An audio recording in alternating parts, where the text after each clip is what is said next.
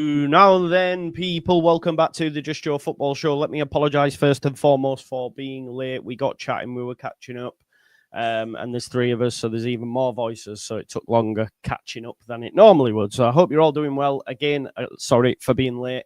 We'll dive straight in. Obviously, we've got Paul from Leeds Therapy. Make sure you check him out. We've got Joe from Leeds United The View, rocking the Rothwell 8 shirt.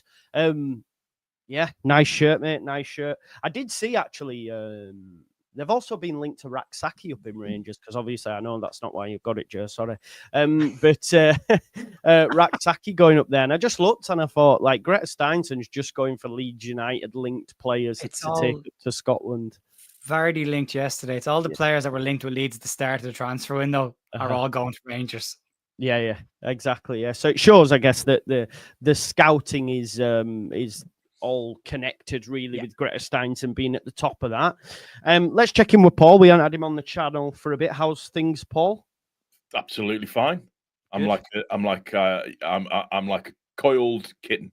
I'm ready to go. I'm happy. I'm in a good mood. I'm tired. I went to go watch Jurassic Park Rebirth last night with the little one. 6 years old he is, with me and my wife sat there in the thing watching it. He braved out all the scary bits. Great film. Just a really good evening. Amy, Harry's mum took Harry and she said it wasn't great, but that everyone's got different opinions, haven't they? But yeah, I mean, to be honest, if you want my honest opinion, by the originals, I'm not that fussed on them. I think they've done them a death, but listen, here's what it is. There were some nice touches, though, to the original one. So there's a scene where they're in not to spoiler everybody, they're in a shop with aisles down it, and there's like a dinosaur, almost kind of Velociraptor-esque, that's searching for them. To that scene, and there's a bit where one of them gets a red flare to get the big dinosaur to chase him down. So there's a lot of that kind of homage to the original one, which was quite nice to watch. Yeah, that is cool. That is cool. But we're not here to talk films or talk shop. We're here to talk Leeds United. We'll start, actually, with what we were talking about just briefly in the green room. We'll call it that, the green room. Sunderland. The reason I want to bring this up, I touched on it briefly on a pre-record I did yesterday. We'll start with you, Jer. Obviously, there's this notion that every... it's like we've stopped even looking at Burnley as well, really. We've just got this solar focus on what Sunderland are doing because they beat us to Diarra and Siddiqui. Beat loosely. They got them players that we were linked with. But it looks now that every player they sign is now going to transpire that Leeds are not good enough and are not doing enough. And I think we need to draw a line under it and say Sunderland are going to sign players, and that's just the fact of life. Yeah, I think there's this piece that like Leeds aren't doing enough in the transfer window. Gudmundsson's coming in today. That's 4 before the players are back in pre-season training. That puts Leeds, I think, in and around the top sides in terms of volume. I think the 4's the most that anybody's signed, mate. Arsenal are about to sign 2 more. Zubimendi's just signed for Arsenal. Gyökeres has just been confirmed by Romano, so there's 2 more. Definitely 6 then. But you're still in that top bracket. Sunderland were always going to sign players, weren't they? I mean, they weren't going to just not sign players. And if they've gotten 2 players that were on Leeds shortlists, fair play. I like Sunderland as a club. I think they're a cracking club. They've got a great fan base. Yep. But we're not competing with one team next season. We're competing with every other side in the league. And we've talked before. We talked last week when we were over in Leeds.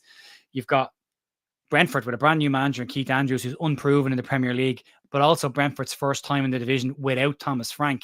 That's an adjustment. They've lost Flecken. They've lost Mbeumo. They've lost Wiese. They're going to lose more.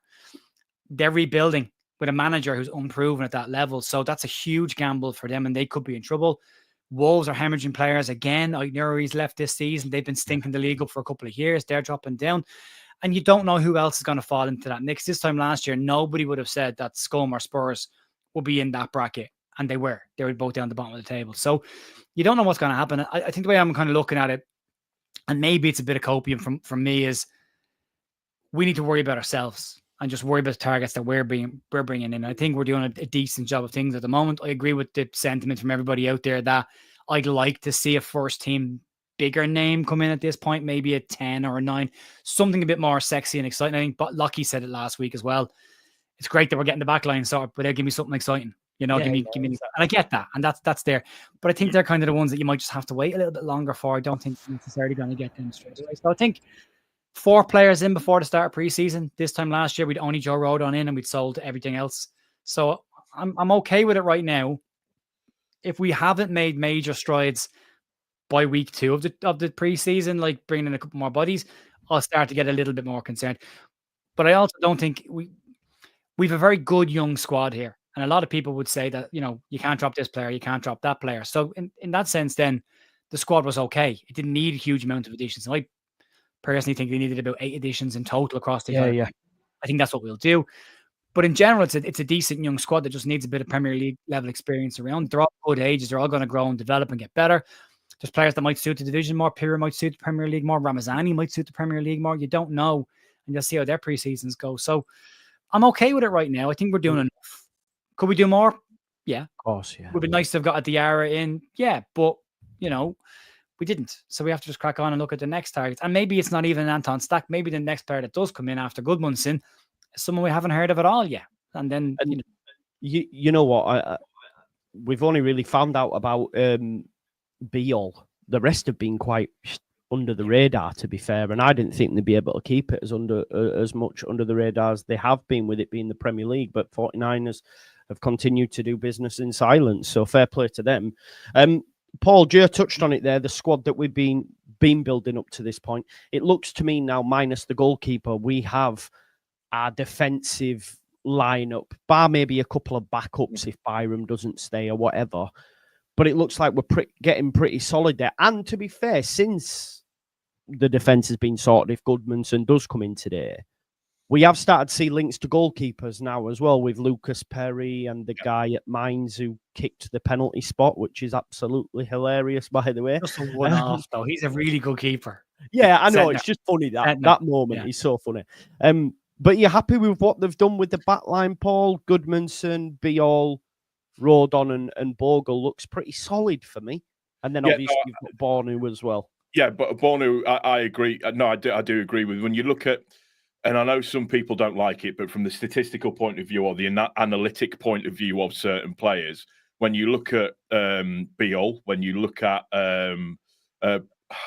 Bornau, depending on how you want to pronounce it, their ability to recover the ball, their ability to make forward passes, their ability to be able to play in a back 3, their ability to be able to move into a right back position or a left back position.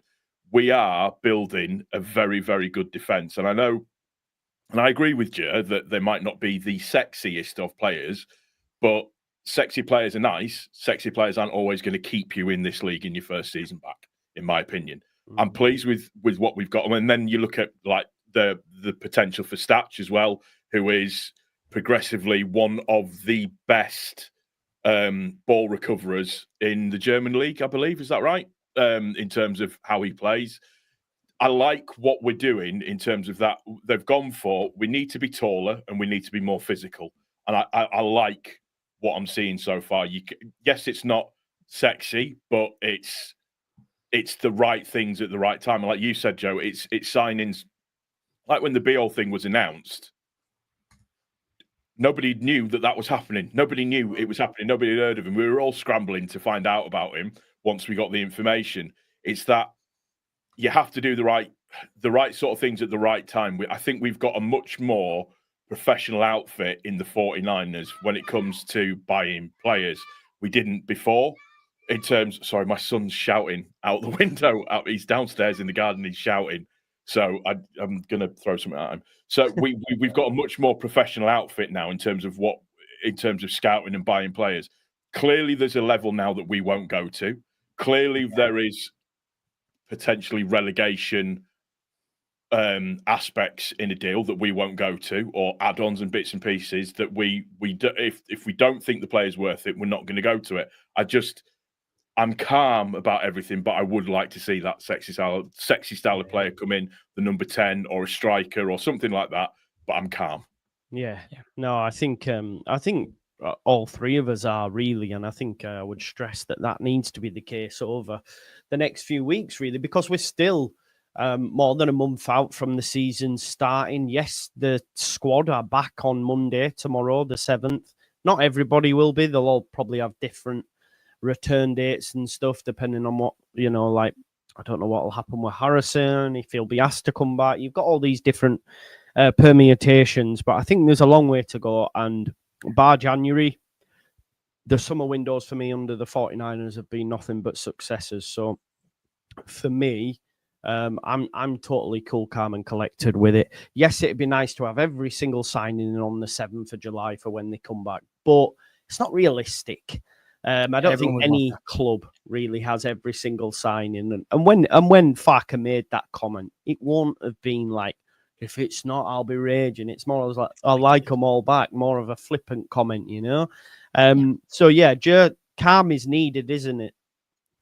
Yeah, it is. But it's not like I don't understand where people's frustration comes from. But I do think we're assigning an awful lot of previous ownership's baggage onto the current ownership. Not to say that they're without criticism, because I did see a comment on X yesterday from somebody who was like, yeah, the kit for the new season's pretty much the same but that's not my problem. My problem is the lack of fan engagement from the 49ers. And I would completely agree with that. I don't think the 49ers do a good enough job of engaging with the fan base at all. I think there's a very distant gap between them. So they're not perfect by any stretch of the imagination, but Leeds finances are in the best position they've been in a very long time. This myth about them taking money out of the club is just a myth, because they've just put £120 million back into the club. This doing it on the cheap.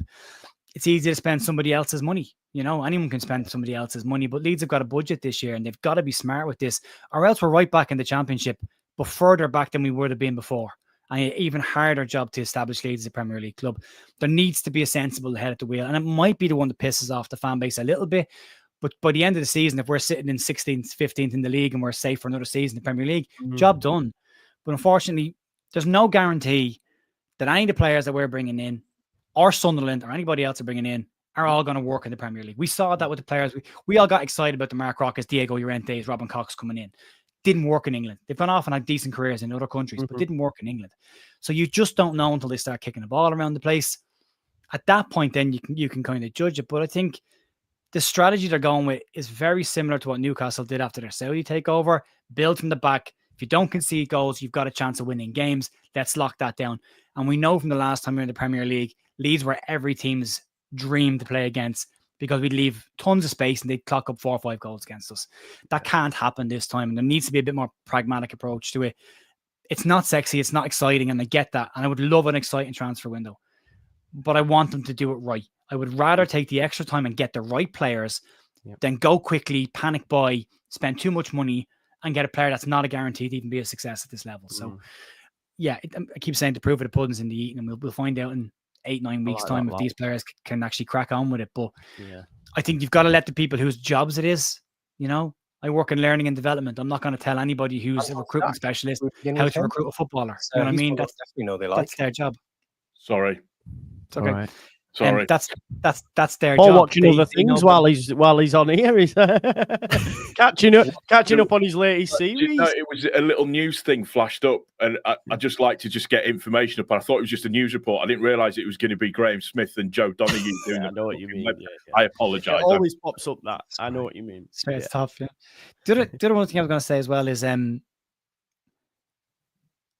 it's a pragmatic approach, but it's about getting the right people at the right time. And you might have to wait. I mean, the thing about goalkeeper position is our priority signing. That doesn't mean he's your first signing. It means he's the most important signing. So get that right. And if that means waiting a little bit longer, wait a little bit longer, but get it right. And I mean, you said it a minute ago, Joe, like everyone would love to have their signings in on the first day of preseason. Why have Sky managed to monetize deadline day? Because deals, and most of the deals, don't happen until the very last minute when clubs know what their business is and they start moving things around. So, and we love it. We love deadline day. Yeah. We'd be bored. And also, we could sign 15 players in the next month and a half. One on deadline day, Joe. And if we don't, you'll have people criticizing the ownership for, didn't do anything on deadline day. And you're like, well, because Sky have managed to monetize that and turn it into a day. It's got its own color scheme. It's got, everyone copies it. So, yeah, look, get it right rather than do it quick and expensive. Just get it right. Yeah. That's great. You know, it's just so funny, actually. We could get everybody in on the 7th, and on deadline day, we'd be going, where's the signing? It'd be brutal. Paul, of the signings we've made so far, you happy? You happy with the squad makeup and how it's developing? Yeah, like I said, I think we are going to have to be defensive. It is going to be one of those seasons. Make no bones about it. I saw a comment just floating up in the comment section, just saying the problem. Somebody said that the problem that they have with our wingers is that they're too small. Our wingers are perfectly suited to this league, to the Premier League. I always get it wrong, and then people shout at me. To the Premier League. So I think looking at the defensive side of things is an absolute must. We need to be patient. These things take time. We don't know what goes on in the background for making a deal.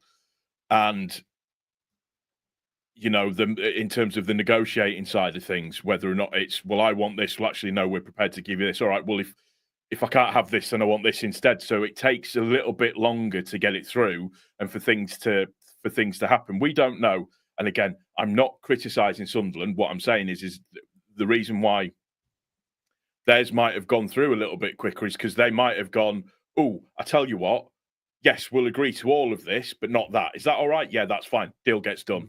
Yeah. Whereas with us, it's, well, we want X, Y, and Z. And it's like, well, I'm sorry, no, we're not prepared to do that because we've got more things to think about. And spending the sensible money now means that we can go and throw a Hail Mary, if you like, or a couple of Hail Marys as the transfer window moves on. It gives us more money later on, hopefully. Yeah, and I really like, the way that 49ers, they won't put the future of the club in front of like signing a player. And I just for those for people in the comments, I just want to run through some transfers that I perceived done deals. Now this summer, Burnley, they look like they've done loads of business, right? But Burnley were tied to signing Bashir Humphreys, Jadon Anthony for 10 million, Marcus Edwards, and Jan Fleming from Millwall, right? So they were tied to sign them 4 players. Personally, potentially Bashir Humphreys and Marcus Edwards do well in the Prem, right? For Sunderland, if I just scroll down, Sunderland have had to sign Enzo Lefebvre. Now, he will do well, but it's 20 million that they've been tied for. If we were to look at Sheffield United, they would have had to sign, there was a number of players they would have had to sign on a permanent had they gone up. Leeds United didn't have to do any of that. So I think as well, in terms of like what Paul's mentioned there about the negotiating tactics, etc., they will ensure that it is going to be to benefit of Leeds United. And I think that's been the most impressive thing about them. I know I wanted them to push the ball out in January, but they gambled and the gamble paid off. And now we're not tied to any player and we've got a load of cash, so fair play. You have to give credit where credit's due, Joe. But you're not also guaranteed. I mean, Enzo Lefebvre was a player that I was very excited about coming into Sunderland. I thought we should have got him. When we looked at Humphreys and Lefebvre, we're like, but we don't need wingers, but I would have taken them. Definitely would have taken them. But Enzo Lefebvre was very quiet against us. Very quiet against us. Yeah. And he didn't do it in Serie A to the point where Roma, straight after buying him, loaned him to the second tier of England. So there's not a guarantee that Enzo Lefebvre is going to go into the Premier League and actually hit. And he's costing 20 million quid, I think, something like that. 20, yeah. 20 million, yeah. So, I mean, but you look at what they're clocking up in terms of fees, and the Diarra deal apparently has a sell-on clause in it as well. So they might lose money. If this backfires, I don't think it will. I think they're building a really good squad. But if they end up going down, these players are all going to go. All of them are going to go. And some of them are going to go on discounts. And they're going to have a PSR problem on the back of that as well. Because they're not going to, if there's a sell-on clause and you're not recouping what you bought them for, especially not in the second tier. And we saw that what happened to us. We gambled. We brought in all these players to put these silly clauses into their contracts in order to entice them to come to Leeds because it was a tougher sale after avoiding relegation. And then there's not really any incentive for them to play well because they can just feck off whenever they want. If this doesn't go well, I'm out. Like I've actually got a very clean exit here, so I can walk away. So I don't know if I'd be handing the crown jewels over to these footballers and going, you're in control of the situation. You're in control of how we do things this year. And if it doesn't go well, you can leave. I want players to come in and fight for this club. I want players that want to be in the Leeds team. I don't want players that want to play Premier League football because of Premier League money. And we got that with all of the players we brought. How many of them stood beside the side before self-photograph? Max Ferber being a prime example of that. And then as soon as the going got tough, left. So like that kind of stuff didn't exist. And this club's supposed to have a core belief of the club comes first and everything else is second. And I want us to get those kind of players that are coming in here to scrap and fight and be part of this and give Leeds fans more Leeds type players. And I think we're building that right now. And I don't think any of these players have got get out of free jail cards. And the 49ers have been clear about no more of these stupid clauses. Now, that might mean we lose out on one of the more higher tier targets, but we're looking to get to 17th, 16th in the Premier League. Mm-hmm. And if we get that, then that can entice a different caliber player next year. And you go to 12th, 10th, like Aston Villa did, a couple of years hanging around there, then you're up and up and up. And then you build, and it gets easier to attract players the higher up that you go. So it doesn't have to happen overnight. And I think the sensible approach is make us sturdy, make us hard to beat. That'll keep us in the division. Then we can add flair later. You know, we have to wait a year. We wait a year. But again, I go back to, I think we've got a good, exciting bunch of young players in and around that squad. I mean, Willie Nanto's a year older this year. Ramazani's a year older this year. Dan James has come into his prime years. Like, this squad is growing, you know? I mean, the argument of a midfield with Stack coming in, people keep saying, well, who gets dropped? And you're like, but that's a great problem to have, isn't it? Like, it's true. It's true. And we're going to need them players, right? We're going to need them players. We're going to need rotation more so than we had in the Championship. I think Parker was like, well, my team on paper is better than most. So my tactics, 9 times out of 10, will win out. So let's just go do what we do. Obviously, we're going to have to see versatility. We're going to have to see changes in the Premier League because we're not going to have the ball as much as we did. We're going to be under the cosh a lot of the time. We might have to go with 3 in midfield, 3 at the back. You know, and if he doesn't show that flexibility, even though I'm a massive fan, he will come unstuck and he will lose his job. That's the way the cookie crumbles. Just to pivot slightly, Paul, potential outgoings. The club have mentioned, I was listening to a few podcasts now, that some players may have to leave. Don't go to bed just yet through Strauch's name out there, which could be a possibility because obviously we've got 2 centre-backs. We've had maybe Gruev go. There's the chat over Joseph, whether you agree, disagree, and then you've got the youth players. I'd love to say we could just get rid of Gelhardt, Greenwood, and that'd be enough. But from a PSR perspective, I don't think it will. I think we need to see one sort of ex-first teamer or squad player leave. So what are your thoughts on that, Paul? I understand why the Don't Go to Bed podcast put Strauch up there. He has consistently had an injury problem. And he won't want to be back up, Paul. No, for the last 2 seasons, as much as I love him, I think he's a very, very good, cultured footballer. There's a chance for that to happen. I also think there's a chance that Gruev could go as well as another option to potentially leave. I see Joseph potentially going out on loan. Bamford's definitely put himself in the shop window on purpose with all of the videos of him training. Look, I'm fit. Look, I can do the changing of angles really, really quick. I can do this. I'm looking good. I've been with the Leeds Beckett guys and we're doing all of this kind of stuff. So that's fine. But I agree. I do think there will be one surprise departure in this summer window. Definitely. Yeah. I don't think it'll be Strauch. You don't. I was going to say, because if you sell him, you have to get another, don't you, Joe? Because 3's not enough.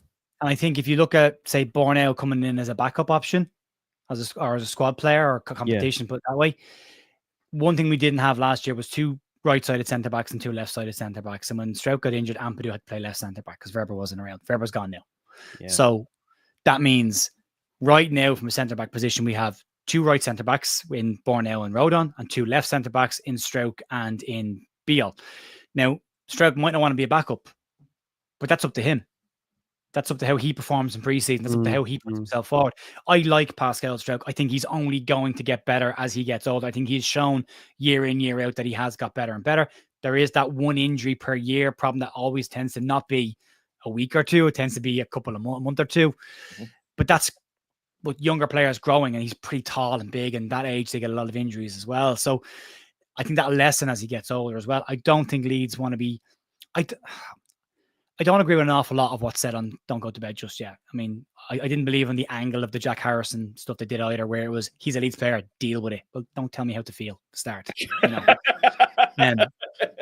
You're trying to defend a little bit, lads, and then Simon, maybe have an opinion on something that's not, I don't know, try and add a bit more to it if you can.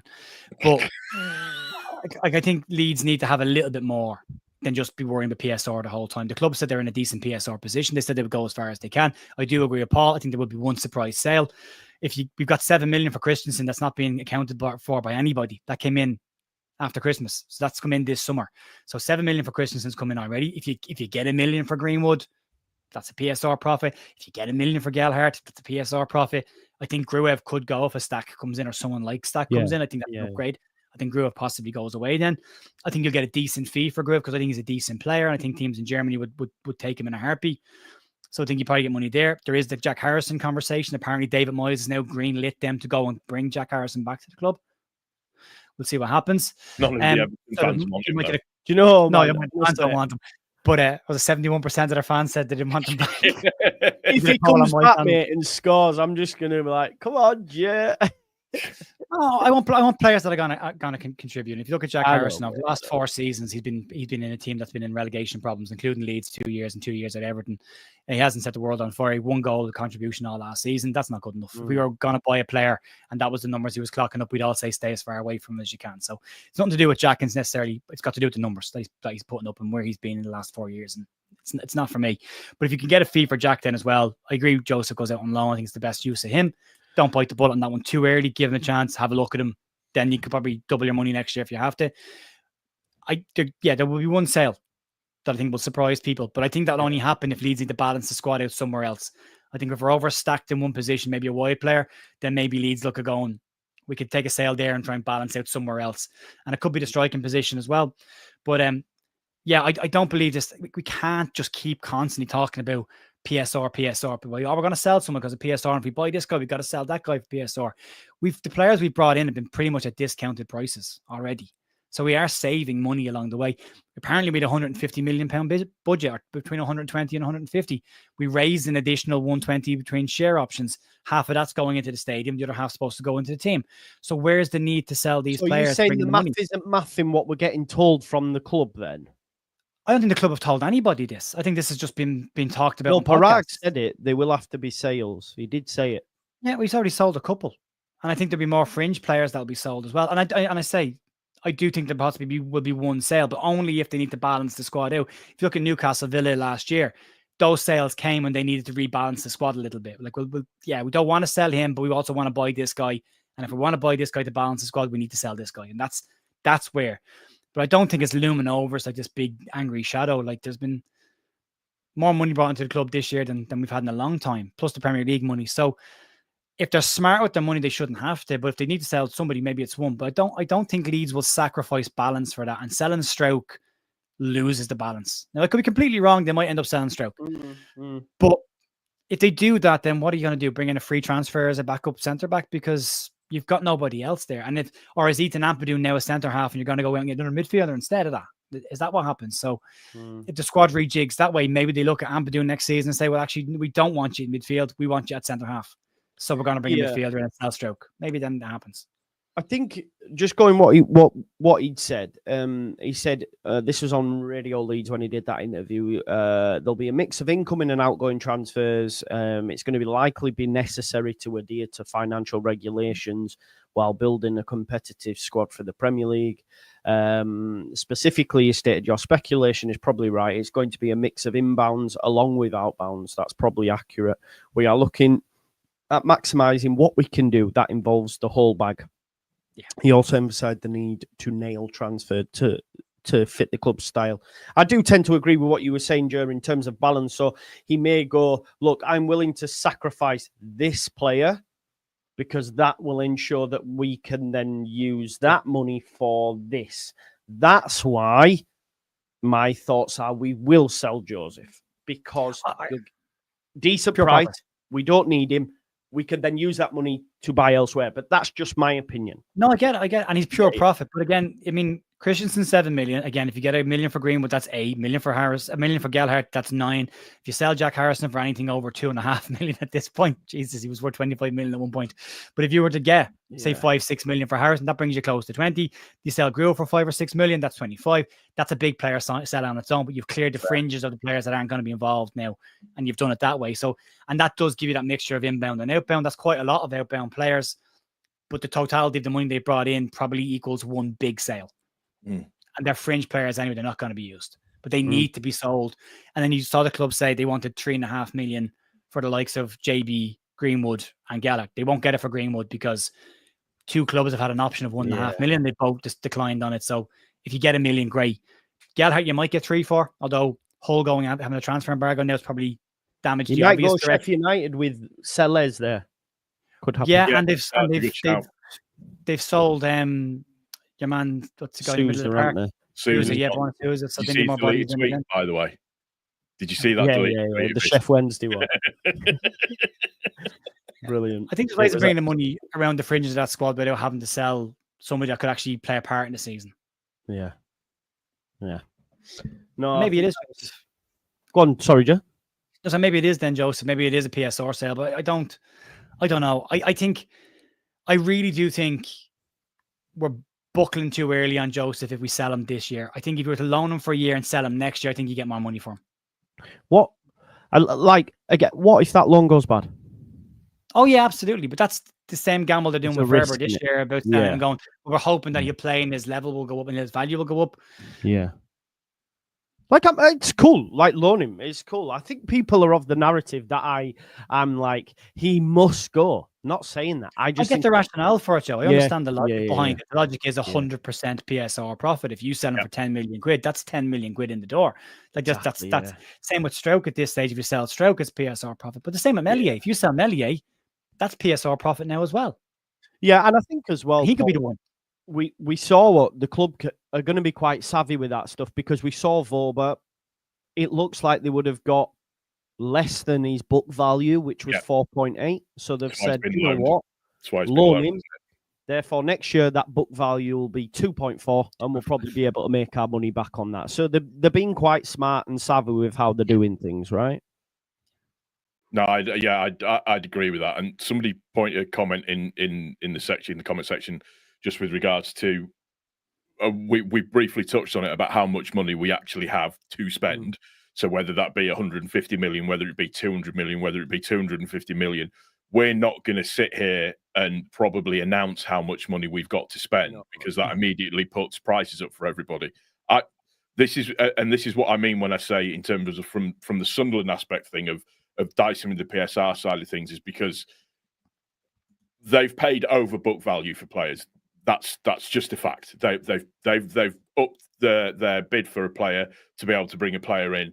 That what that means is that there will be players out there that consistently know that they can get what they want plus probably a little bit extra because Sunderland are prepared to pay it. Whereas we're being a little bit more on the down low about what we want to do and not sort of really putting it out there so it keeps us in a position of strength in terms of our negotiating side of things. I don't know if I've explained that right, but that's kind of how I feel. That's kind of how I feel about. And again, that's not a slight on Sunderland in any way, shape, or form. It's just the way that I would read the situation overall. Yeah. Joe, with how long's left then? I mean, the window doesn't shut actually till like September, so it's even though the season starts. But what's your realistic look on how many we have in for Everton, let's say? So we've got obviously the back line, you would say, is sorted if Goodmanson comes in, which we expect him to at this point. What does the side look like for that Everton game? And I'm not asking for specific players because it's hard to know, but are we looking at a new starting left winger with a new number 9 and, bits and bats? Like, how do you think it looks come the 18th? I think not known players that are going to come in. I think you've got a new goalkeeper in Metz. I think Jaden Bogle starts right back. I think you go with Joe Road on right centre back. I think you go with Yakabia left centre back, and I think Goodmanson comes in at left back. Midfield, I think the entire midfield is up for debate on that one. I think if they're looking at midfielders, you're looking at a dynamic there of, well, who suits working with who? Is it Tanaka become the box-to-box player, or is he the sitting player? Does Ampadu get into the side? Does he have real competition in there now? What does that look like? And I think we need to be having 11 that no one is guaranteed a starting place because the competition is good. So I think that's up for debate. Left winger, I think possibly a new player coming in there, or an existing player returning to the club, possibly popping on the left wing, at least for Everton. Why not? And then I think you got Dan James on the right, potentially a new number 10 and potentially a new number 9. So I think the squad is still not filled in the key positions just yet. And I think that's an awful lot where the eagerness and the frustration of the fan base is coming from, of going, okay, you've done the edges now. Can we get some bodies on the actual starting 11? So I think you'll start to see that. But I don't think they're all done by Everton. I think there's probably going to be a couple of late ones. I think potentially, depending on how his summer goes, Manor Solomon could be one of those players as well. Yeah. Solomon, could come in late in, couldn't he? Yeah. Paul, with the squad that we potentially look to be assembling, obviously there's still some missing parts. How confident are you that Leeds can do what others doubt and stay in the Premier League? Do you still think we've got the best chance out of the newly promoted sides? Yeah. Short and sweet, yeah. I think look at our goals scored last season. I know it's the Championship. The goals scored last season. Look at our defensive record last season as well. We've improved on the defence already. So on that basis, that's good. The goalkeeper is important. We need to get a good goalkeeper in. But Sunderland is spending all of this, and I keep using Sunderland, I know I'm mentioning it, but Sunderland is spending all of that money just to catch up with us at this moment in time. Somebody's mentioned it in the comments already, in terms of they're filling their squad from players that have potentially gone or players that they've been committed to. They've not added to their squad as such yet, if you know what I mean. So I think I see us in and around 15th or 16th next season. That's where I see us if the signings come in right. So if we get a decent striker in, a decent number 8, a decent number 10, and a left winger and a number 8 in and around there, I think we'll be absolutely fine. Yeah, same. I agree. It's going to be good. Joe, would you be happy with Hamer being that number 10? No. You don't rate him? No, I do rate him. I think he's a good player, but I don't want to put all my eggs in his basket because his disciplinary record's not great. Leeds had a pristine disciplinary record last year, and you need bodies on the park, and you need people to be available. And he has temper tantrums on a pitch when it's not going his way. He gets frustrated and he kicks out at people, and it's not going to go our way next year. You know, if we're frustrated now, wait till we start playing football, and realize that we'd be lucky if we get 8 wins next season. Do you know what I mean? So, yeah, I would like him as part of the squad. Absolutely. I think he's a good player, but he's going to be an expensive squad player to have in there. But yeah, I would like him as part of a squad. I'd like someone a little bit more.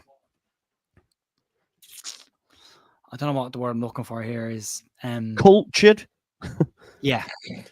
More diminutive. No, I think cultured is exactly the word I was looking for. Yeah, that's the word. Thanks, Joe.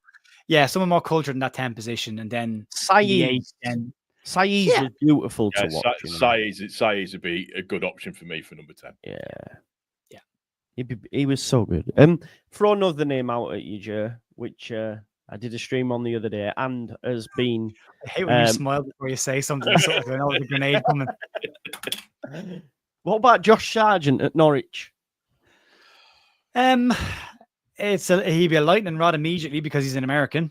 And it'll look like, and I saw the tweet this morning, Leeds are trying to fill the 49ers trying to fill the squad with Americans again. They're not.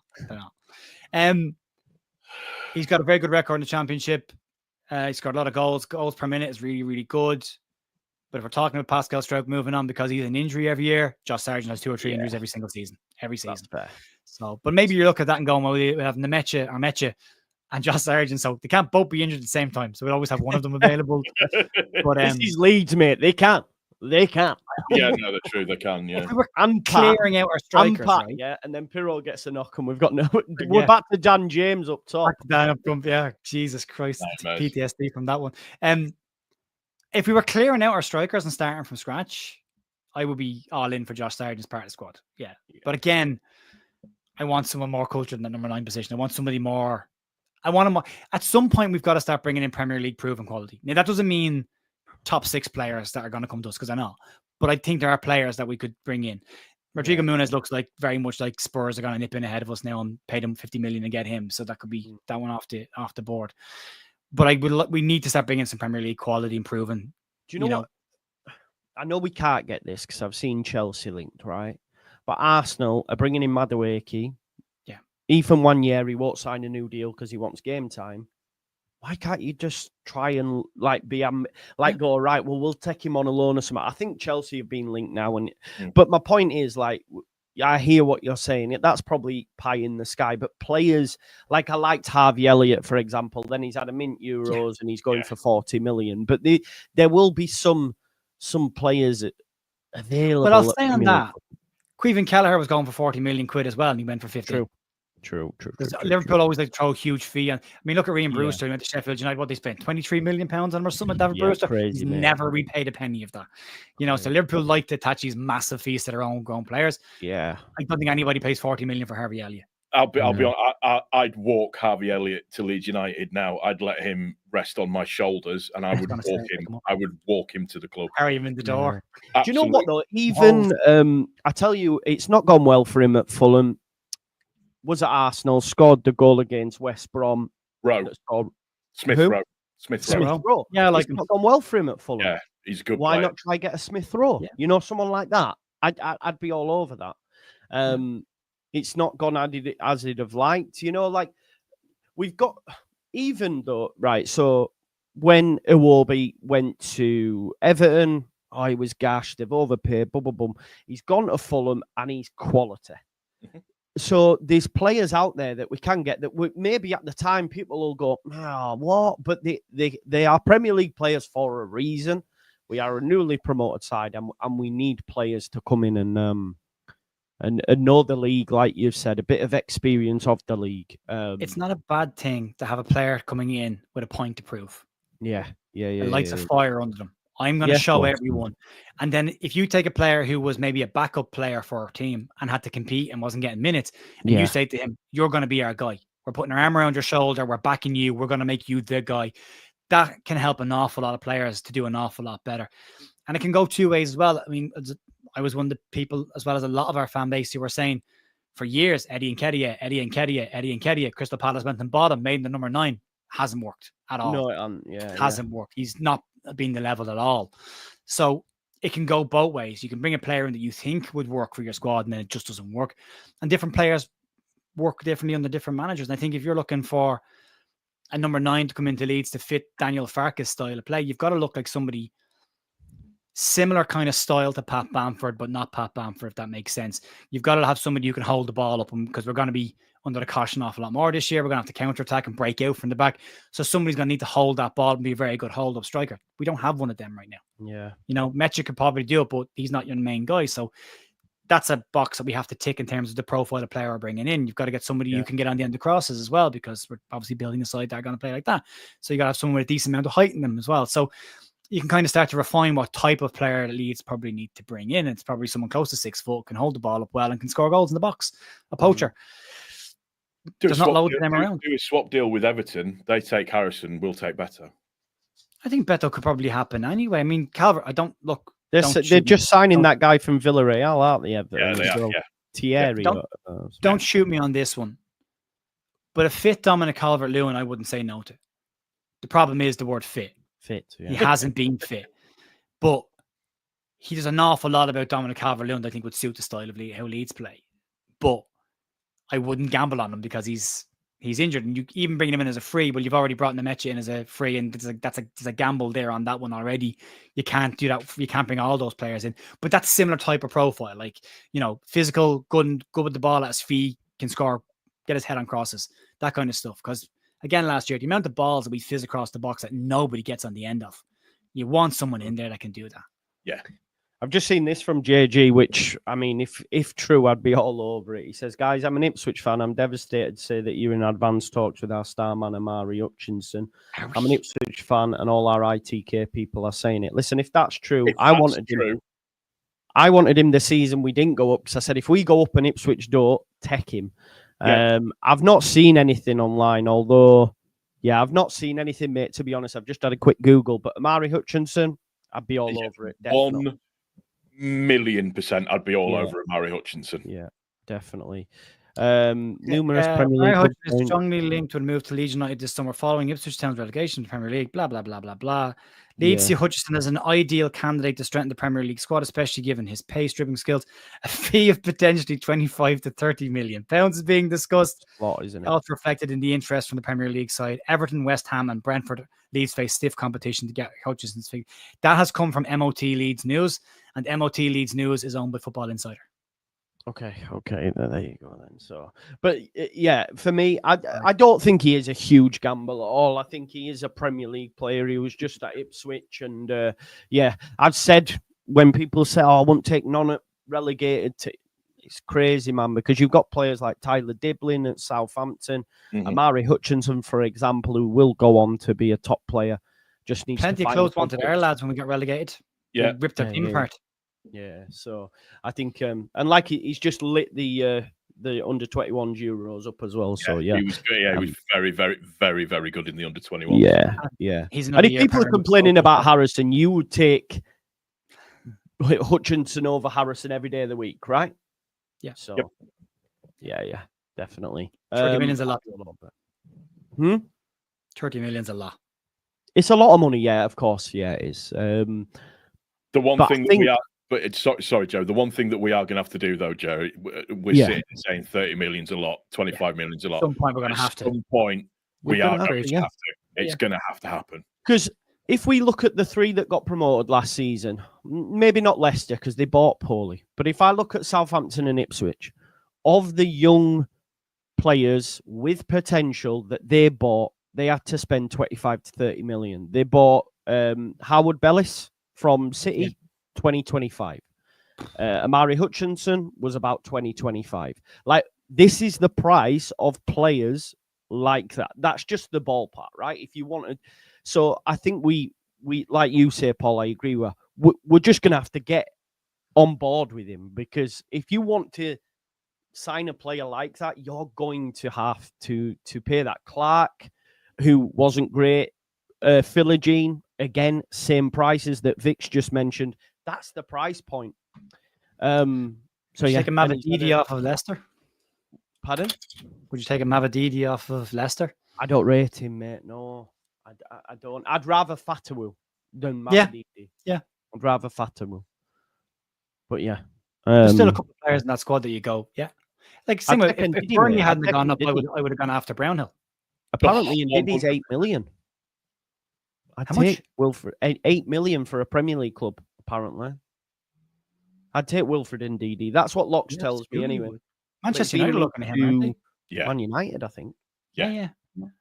Well, Man United are going to need some players, aren't they? Because literally if you heard as well, all of those just to heap pressure on the shit show that is Scum at the moment. Half of the players that said that it came out and said that they wanted to leave the club, half of them have come out and are properly pissed off that that's been announced, purely because it means that they won't get their loyalty bonus. Because if you ask to leave, your loyalty bonus just gets scrapped, and they're properly pissed off that that's been announced because they won't get a loyalty bonus now. Why players don't hand in transfer requests anymore? Yeah. Such a shame. Class. Well, folks, we've done up to an hour.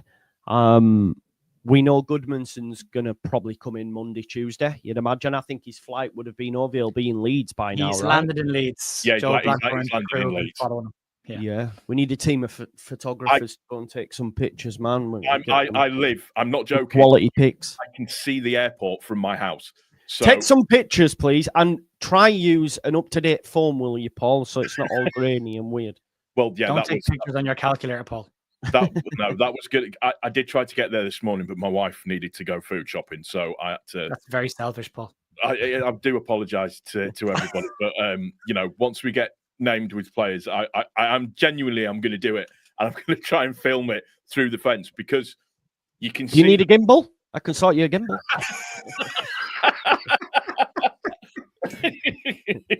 I will do. We can have a Leeds content creators team of photographers that can be around and available to take photographs for people. Good stuff. That'd be nice. All right. That is nice. I'm busy. Thanks. I'm washing my hair. Yeah. Right, folks. Oh, I do legit have a video of someone that's got the phone that played. I've just been watching it. I've just been watching it land. Yeah. He does. Joe's known for his jet washing, so fair play to Joe Blackburn. So yeah, let's have a look. There it is from Tanny. The flight coming in. Love that. Live stream today, tracking the flight the entire way over. Nice. I like that. Yeah, good stuff. But like you won't hear about that being announced till tomorrow, probably. No. Yeah. You know that we as if the rumors are true on that as well, that it was between us and Fenerbahce that he was going to go to, and he preferred to come to us. Yeah, I've seen that. Yeah. Which you got Jose telling everyone that the Turkish league is a predetermined league. The league have already decided who's winning it before a ball is kicked. I mean, you're not going to go there, are you? If you have a choice. Did you not see though that guy who's been sacked because the messages? So now Joe's right. I told you. So. I love it. Yeah. Also, someone's made a really good point on the other ton of private jets that are due into Leeds today. Players returning for preseason. Yeah. I think Biol's, someone tweeted a picture of him on Instagram waiting for a flight. Coming in at there because obviously preseason is in the morning. And we'll get all the flashy videos, preseason testing and all that. I can't wait for it. Like a kid at Christmas. Hope this part of the year. So much hope before it gets ripped away from us 2 games into the season. 100%. Right, okay, folks, we will leave it there. Go follow Paul at Leeds Therapy. Go follow Joe at Leeds United The View. I'm going to go out for some food, I think. So, listen, if anything happens, R.E. Goodmanson, I'll speak about it this evening. Enjoy the rest of your Sunday. And, thanks, everyone. And hopefully we'll have another busy week. So, bye-bye. Sydney.